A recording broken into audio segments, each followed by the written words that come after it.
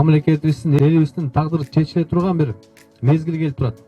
Анткени азыркы алдыдагы 5 жыл эмес, керек болсо 10-15 жылга мамлекетибиз кандай багытта кетет, кимдер менен кетет, өкмөттү ким бекитет, ушунун баары кандайдыр деңгээлде ушу быйылкы мына 4-октябрда боло турган шайлоодон көз каранды. Азыр кайсыл партия көбүрөөк добуш менен келет, ошолор өкмөттү бекитет. Өкмөттү бекиткен партия демек кийинки дагы шарты көбүрөөк, мүмкүнчүлүгү көбүрөөк ачылат.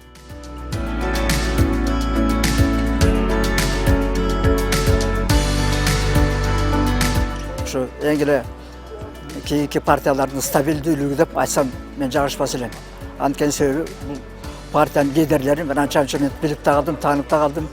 Бул саясий аренага чыгып жүргөндөрдө, жогорку кеңештерге чыгып жүргөндөрдө элдин атына чыгып, ушу элдин талабын талашкан партиядан бири деп айтсам мен жаңылбайт элем.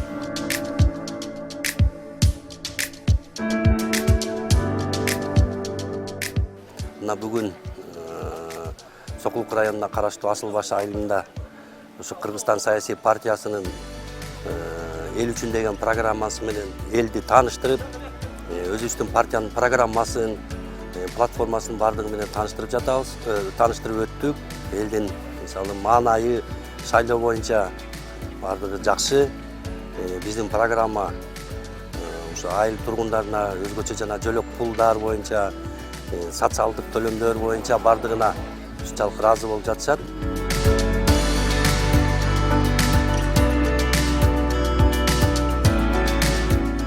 Ушу тарапкерлерибизди биз коштобосок башка кимди коштойбуз?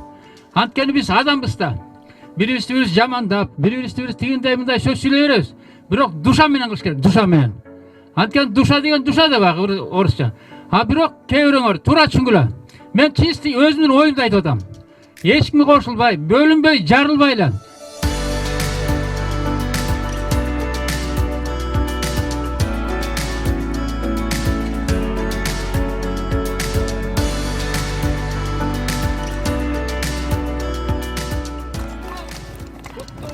Урматтуу туугандар, биз үчүн, мен үчүн бүтүнсүз белек болду.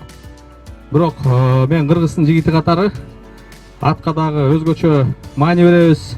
Мен бүгүнкү күнгө чейин ат үстүндө улактаткан жигиттерденмин. Ушу Көкбөрү федерацияны 6 жыл, 7 жыл башкардым. Өзүмдүн Сары Өзөн деген команданы дагы биз түптөгөнбүз. Кыргызстандын эң күчтүү командаларынын бири.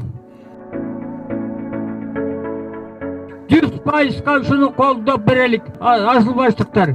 Жолубуз шыдыр болсун, жолдоштору кыдыр болсун. Ошол саясий Кыргызстан партиясы алга чыгып кетсин. Аллаху акбар. Амин.